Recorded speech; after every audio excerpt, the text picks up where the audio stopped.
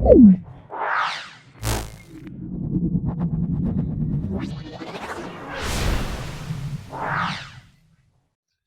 मेरे बच्चों, हम लोग आज पढ़ने वाले हैं जो हमारे कुछ श्रेणी क्रम और समांतर क्रम में जुड़ने वाले उपकरण हैं उनके बारे में कि उनका फार्मूला क्या होता है, उनका ड्राइवेशन यानी कि डेरिवेशन कितना होता है।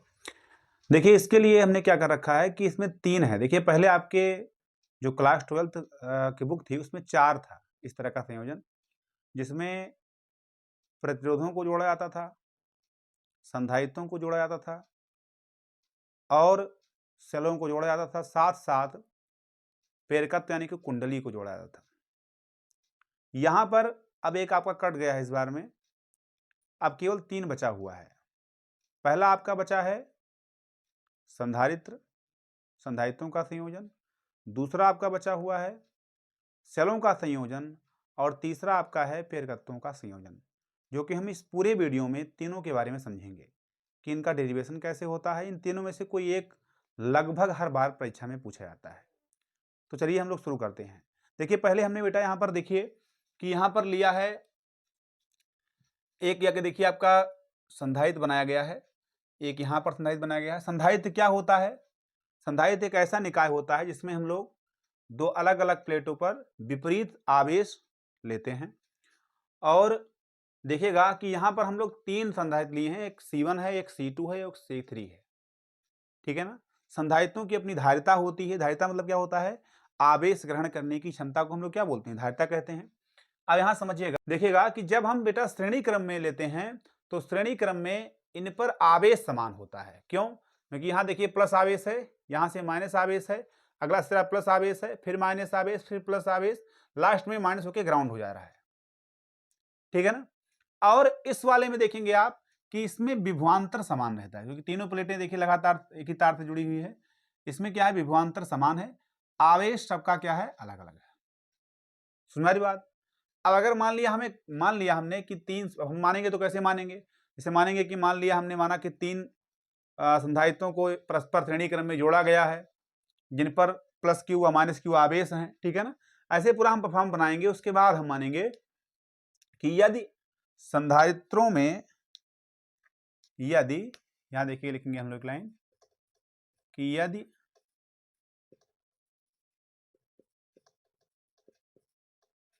संधारित्रों का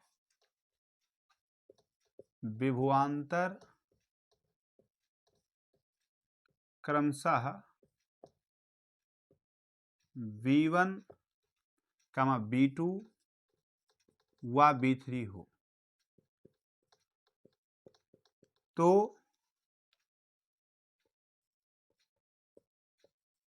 कुल विभवांतर कितना हो जाएगा? B बराबर हो जाएगा आपका V1 plus V2 plus V3। ये होगा ना। देखिए, आप जानते हैं, लिखेंगे यहां पर हम लोग चूंकि फिर क्या देखिएगा कि V बराबर होता है Q अपान में C। ठीक है ना। यहां से अगर हम देखेंगे तो इसकी वैल्यू अगर पुट करेंगे यहां से, तो यहां पर हो जाएगा Q अपान में C। अलग अलग का कैसे हो जाएगा? यहां पर देखिए आवेश समान है तो Q अपान में C1, Q अपान में C2 प्लस Q अपान में C3। ठीक है। फिर क्या करेंगे? देखिए, अगर Q अपान C हम ले लें तो यहां पर देखिए Q कॉमन हो जा रहा है, तब कितना आ रहा है आपका? 1 अपान में C1 प्लस 1 अपान में C2 प्लस 1 अपान में C3। ये हो रहा है ना। यहां से देखिए Q से Q कैंसिल हो गया तो 1 अपान में C बराबर कितना आ गया? 1 अपान में C1 प्लस 1 अपान में C2 प्लस 1 अपान में C3। क्लियर बात? ये आपका मिल गया श्रेणी क्रम का फार्मूला। चलते हैं, समझते हैं समांतर क्रम में। देखिए, समांतर क्रम में हम लोग लिखेंगे ऐसे, माना Q1 Q2 है, नहीं है, अलग अलग संधारित्रों पर आवेश हैं। 3 संधारित्र C1 C2 C3 परस्पर समांतर क्रम में जुड़े हुए हैं। ठीक है ना। अतः यदि इन संधारित्रों पर आवेश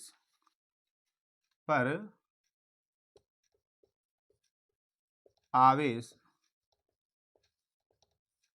क्रमशः Q1, Q2 व Q3 हो।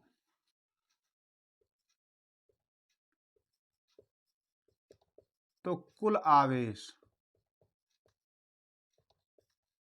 कितना हो जाएगा? Q बस Q हो जाएगा। Q बराबर कितना हो जाएगा? Q1 प्लस Q2 और प्लस में Q3, ये होगा ना।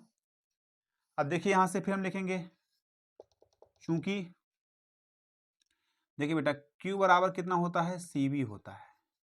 Q बराबर कितना होता है? CV। यहां पे रखेंगे तो यहां पर कितना हो जाएगा? CV बराबर C1B plus C2B plus C3B। ठीक है। देखिए अगर हम B कॉमन ले लें तो CV बराबर B कॉमन ले लें, कितना हो जाएगा आपका? C1 plus C2 plus C3। ठीक है ना। यहाँ देखिएगा आप B से B कैंसिल हो जाएगा तो कितना आ गया? C बराबर C1 plus C2 plus C3। Clear बात? ये आपका आ गया समानता क्रम का। इससे क्या स्पष्ट हो रहा है? देखिए इससे स्पष्ट ये हो रहा है कि यदि हम लोग तीन संधारित्रों को श्रेणी क्रम में जोड़ते हैं तो जोड़ने पर क्या मिलेगा बेटा? कि इनका जो तुल्य धारिता आएगी वो अलग अलग संधारित्रों के व्युत्क्रम के तुल्य धारिताओं के योग के क्या हो जाएगी? बराबर हो जाएगी। इस श्रेणी क्रम के लिए। समांतर क्रम के लिए क्या हो जाएगी कि यदि किन्हीं संधारित्रों को समांतर क्रम में जोड़ते हैं तो इनका तुल्य धारिता जो होगा वो अलग अलग विभिन्न संधारित्रों की धारिताओं के योग के बराबर होगा। ठीक है ना। चलिए हम लोग समझते हैं सेलों का संयोजन।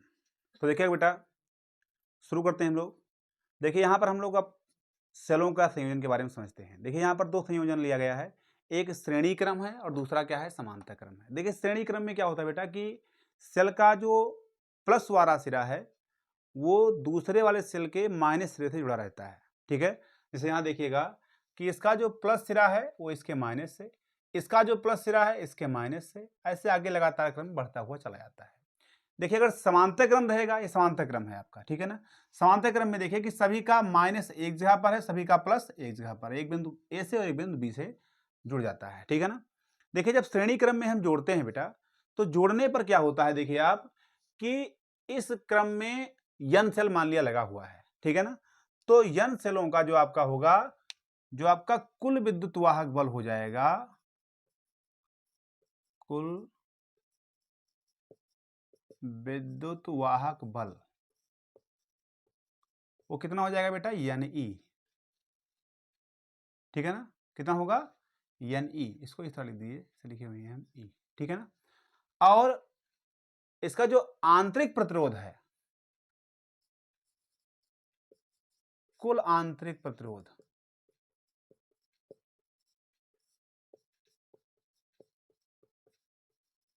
वो कितना हो जाएगा? Nr। ठीक है। उसके बाद में कुल प्रतिरोध कितना हो जाएगा? कुल प्रतिरोध तो कितना जुड़ा हुआ? देखिए सेल में यहां पर R जुड़ा है नहीं, फिर स्मॉल r बहुत सारे जुड़ा हुए हैं। तो देखिए इस तरह से कितना हो जाएगा? इसका जो कुल बनेगा प्रतिरोध वो Nr प्लस कैपिटल R हो जाएगा। ठीक है ना। अब यदि इसमें प्रवाहित होने वाली धारा का मान I है तो I बराबर कितना हो जाता है बेटा? विद्युत वाहक बल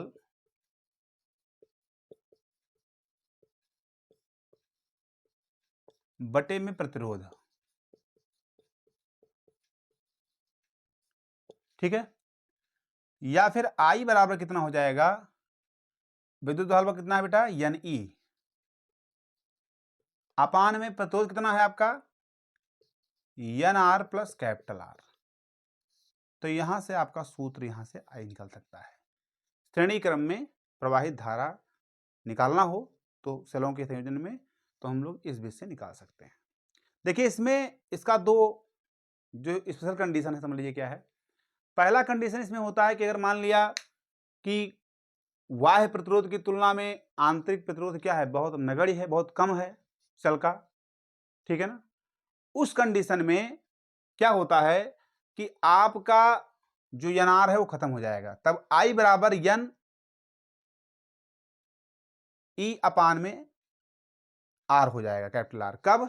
जब ये बहुत कम होगा, यानी आंतरिक प्रतिरोध कम होगा उस कंडीशन में। अगर मान लिया आंतरिक प्रतिरोध ज्यादा है, बाह्य प्रतिरोध क्या है, कम है, यानी आर बहुत कम है, उस कंडीशन में आर समझ लो नहीं रह गया, तब हो जाएगा आई बराबर एन ई अपान में एन आर। समझ वाली बात? दो कंडीशन यानी कि इसकी बन रही है। चलिए हम लोग समझते हैं बेटा इसके बारे में। यहां पर देखिएगा कि यहां पर बहुत सारे सेल लगे हुए हैं, ठीक है ना। इसी तरीके से यहां पर 5 सेल आप देख रहे हो जुड़े हुए हैं। मान लिया कि कुल सेल कितने हैं, एन है, और सब किस क्रम में जुड़े हुए हैं, सब आपके समांतर क्रम में जुड़े हुए हैं। और आप जानते हैं कि समांतर क्रम संयोजन का जो आपका प्रतिरोध का सूत्र होता है बेटा, वो होता है 1 अपान में स्मॉल आर बराबर 1 अपान में R1 प्लस 1 अपान में R2 प्लस 1 अपान में R3 dot dot dot dot plus कहां तक है, एन सेलों तक है। यह बराबर कितना हो जाएगा, एन अपान में स्मॉल आर, ये होगा ना। ठीक है, देखिएगा बेटा कि यहां पर आप देख रहे होंगे कि यदि 1 अपान आर बराबर एन अपान आर है, तो यहां से अगर हम आर मिलाएंगे, मान ली डैश मान लो उसको, आर डैश बराबर निकालेंगे तो कितना आपका आएगा, आर अपान में एन आ जाएगा। ठीक है, यदि विद्युत वाहक बल, कुल विद्युत वाहक बल कितना है, मान लिया स्मॉल ई है, सबका देखिए विद्युत वाहक बल स्मॉल ई है। ठीक है, और कुल प्रतिरोध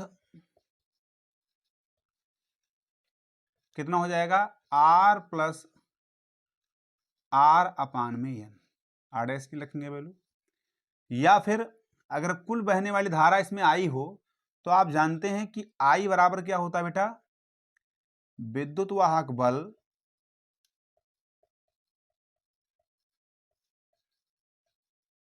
बटे में कुल प्रतिरोध। ठीक है, यहां से रखेंगे तो आई बराबर क्या मिल जाएगा आपको, स्मॉल ई अपान में R plus small R upon N. देखिए यहां एक मान के एलसीएम ले लेंगे हम लोग, तो यहां पर आपका आएगा एन चला जाएगा ऊपर, तो एन ई अपान में एन आर प्लस आर, ये आपका हो जाएगा यहां से आई बराबर। ठीक है, यानी इस वाले में जो आपका समांतर क्रम संयोजन है सेलों का, इसका जो सूत्र आएगा वो आई बराबर एन ई अपान में N R plus small R. ठीक है, देखिए इसकी भी दो स्पेशल कंडीशन है बेटा। उसी प्रकार से अगर विद्युत वाहक बल आपका बड़ा है, ठीक है ना, यानी आंतरिक जो आपका प्रतिरोध है वो बहुत बड़ा है, और बाह्य प्रतिरोध क्या है आपका छोटा है, उस कंडीशन में क्या हो जाएगा, इसको ना मानेंगे हम, तो यहाँ पर ये खत्म हो जाएगा, तो एन ई अपान आर हो जाएगा। ठीक है, और अगर मान लिया ये आपका प्रतिरोध जो है बड़ा है, आंतरिक प्रतिरोध छोटा है, उस कंडीशन में क्या होगा, आपका ये वाला खत्म हो जाएगा, एन ई अपान में एनआर हो जाएगा। ठीक है, दो कंडीशन है। तीसरा होता है मिश्रित क्रम संयोजन, वो क्या है, आइए हम लोग समझते हैं। देखिए बेटा हम लोग समझते हैं यहाँ पर आके कि अब आपका मिश्रित क्रम है। मिश्रित क्रम क्या है, जिसमें आपकी यम पंक्तियां हैं, जिसमें यन सेल जुड़े हुए हैं, तमाम सेल जुड़े हुए हैं। ठीक है ना, देखिए अगर आप ध्यान से देखेंगे तो आपका जो ये क्रम है, ये इसमें समांतर भी है, श्रेणी क्रम भी है, दोनों लगभग मिक्स है। ठीक है, इसलिए इसका नाम क्या दिया गया, मिश्रित क्रम दिया गया। अगर हम देखें बात करें तो इसका जो आपका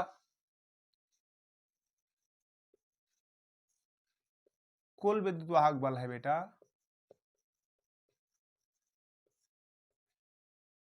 कुल विद्युत वाहक बल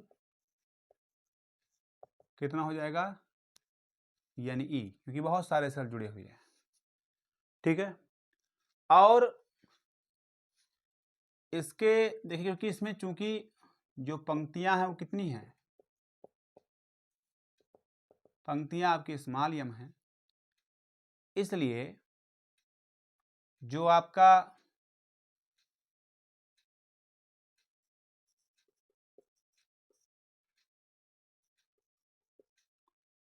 कुल आंतरिक प्रतिरोध जो बनेगा बेटा, वो कितना हो जाएगा, NR हो जाएगा। ठीक है, क्योंकि यहाँ पर ये श्रेणी क्रम में जुड़े, आपस में समांतर क्रम में जुड़े हैं, श्रेणी क्रम में जुड़े हैं लगातार, इसलिए श्रेणी क्रम के लिए, ठीक है ना, श्रेणी क्रम में जुड़े, श्रेणी क्रम में जुड़े आंतरिक प्रतिरोधों का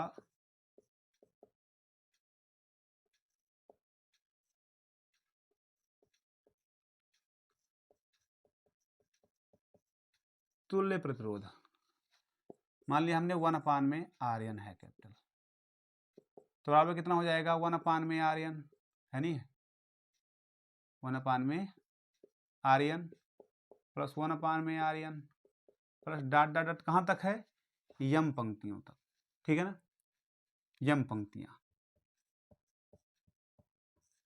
ठीक है। तो यहां से आपका क्या बनेगा, 1 में RN बराबर कितना हो जाएगा, यम अपान में NR, क्या बनेगा, NR बोलो चाहे RN बोलो, ठीक है, कोई दिक्कत नहीं है, यहाँ पे हम कर दे रहे हैं। या फिर RN बराबर कितना आएगा बेटा, NR अपान में स्मॉल m, ठीक है। अगर हम बात करते हैं यहां पर कुल प्रतिरोध की, सेल का कुल प्रतिरोध या संयोजन का कुल प्रतिरोध, तो कितना हो जाएगा, आपका हो जाएगा R प्लस NR अपान में स्मॉल m। अब अगर इस परिपथ में प्रवाहित कुल धारा स्मॉल I हो, तो आप जानते हैं कि I बराबर क्या होता है, विद्युत वाहक बल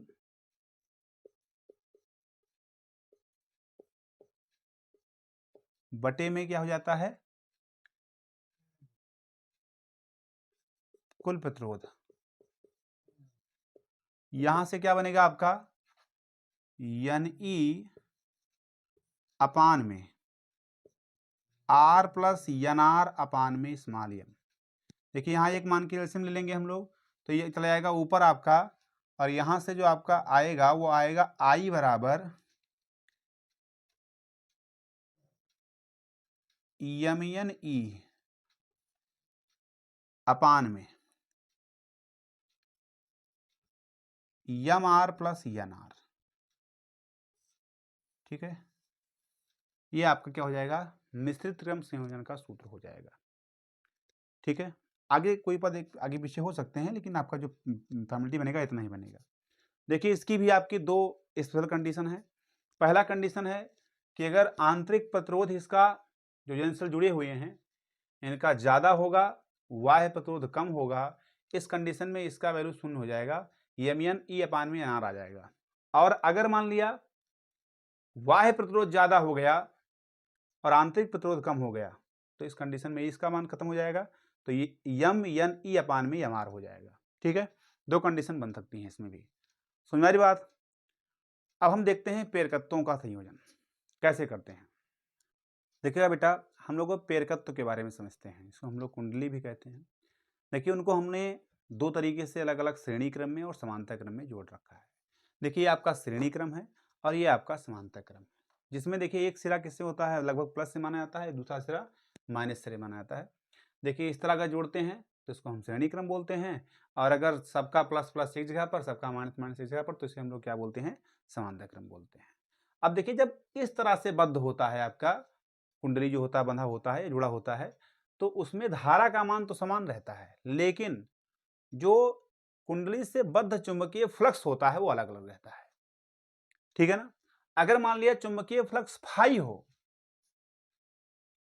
तो कुल चुंबकीय यानी कुल कुंडली से बद्ध चुंबकीय फ्लक्स हो जाएगा, वो कितना हो जाएगा, फाई हो जाएगा। और इसलिए यहां से हम लोग मान सकते हैं बेटा कि फाई बराबर कितना हो जाएगा, फाई 1 प्लस फाई 2, ठीक है ना।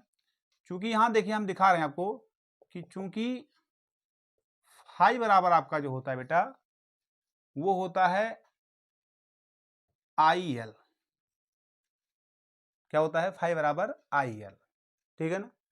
तो यहां से कितना हो जाएगा आपका आई एल बराबर I L 1 plus I L 2, ठीक है ना, या आई एल बराबर आई अगर हम यहां पर कॉमन ले लें तो यहां पर आएगा एल 1 प्लस एल 2, यहां से आई आई कैंसिल हो गया तो कितना आ गया, एल बराबर एल 1 प्लस एल 2। समझ में आ रही बात, यानी श्रेणी क्रम में जुड़ी हुई सभी कुंडलियों का जो तुल्य पेरकत्व होता है वो अलग अलग कुंडलियों से बद्ध सभी पेरकत्वों के योग के क्या होता है, बराबर होता है, ठीक है ना। अब यहां पर हम लोग समझते हैं समांतर क्रम के बारे में। देखिए समांतर क्रम में क्या है बेटा कि इसमें आपका जो धारा है अलग अलग है, ठीक है ना, और यदि कुल धारा आई है तो हम लोग यहां से क्या मानेंगे, आई बराबर कितना हो जाएगा, I1 प्लस I2। और अगर धारा में की दर में कुछ परिवर्तन हो रहा है तो यहां से हम लोग जानते हैं कि यहां पर कितना हो जाएगा, आई अपान डेल्टा टी बराबर आई अपान में डेल्टा टी प्लस I2 अपान में डेल्टा टी। साथ में आप जानते हैं कि एक नियतांक भी आता है, ठीक है ना, जिसको हम लोग क्या बोलते हैं, यल बोलते हैं, यहां भी यल, ठीक है। और यहां पर क्या हो जाएगा, यल 1, यहां पे क्या हो जाएगा, यल 2, यहां पर क्या है आपका यल है, ठीक है। देखिए यहां से हम लोग समझते हैं कि विद्युत वाहक बल जो आपका होता है यहां पर ई बराबर जो होता है बेटा यल आई अपान में डेल्टा टी, ठीक है, इसको हम D I upon D T भी बोलते हैं। यहां से अगर हम देखेंगे तो स्मॉल ई अपान में यल, ठीक है, बराबर में कितना हो जाएगा, आई अपान में डेल्टा टी। तो जहां पर आपका लिखा हुआ है, आपको समझाने के लिए लिखा था हमने, जहां पर आपका लिखा है आई अपान डेल्टा टी वहां पर क्या क्या आ जाएगा, देखिए इस तरह से आपका आएगा, तब ई अपान में यल बराबर में कितना हो जाएगा, आई 1 अपान है तो यहाँ पे कितना मान लेंगे हम लोग, ई अपान में यल 1 प्लस ई अपान में यल 2। क्लियर बात। देखिए अगर हम ई अपान में यल ले लें तो बराबर में यहाँ पर अगर हम ई कॉमन ले लें तो यहाँ पे कितना हो जाएगा, 1 अपान में यल 1 प्लस 1 अपान में यल 2। ई से ई कैंसिल हो गया तो 1 अपान में यल बराबर 1 अपान में यल 1 प्लस 1 अपान में यल 2। क्लियर, ये आपका सूत्र हो जाएगा समांतर क्रम का। कुंडली का क्या है, ये समांतर क्रम संयोजन है।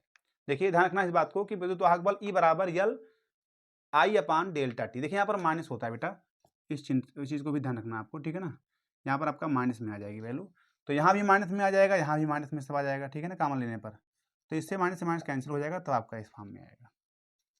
क्लियर बात, कोई दिक्कत तो नहीं है, ठीक है ना। और अगर आप चैनल पर नए हैं तो हमारे इस चैनल को सब्सक्राइब कर लीजिएगा ताकि जितनी भी मोस्ट इम्पॉर्टेंट आपके टॉपिक्स हैं उसकी नोटिफिकेशन सबसे पहले आप तक पहुंचे। थैंक यू, मिलते हैं नेक्स्ट वीडियो में।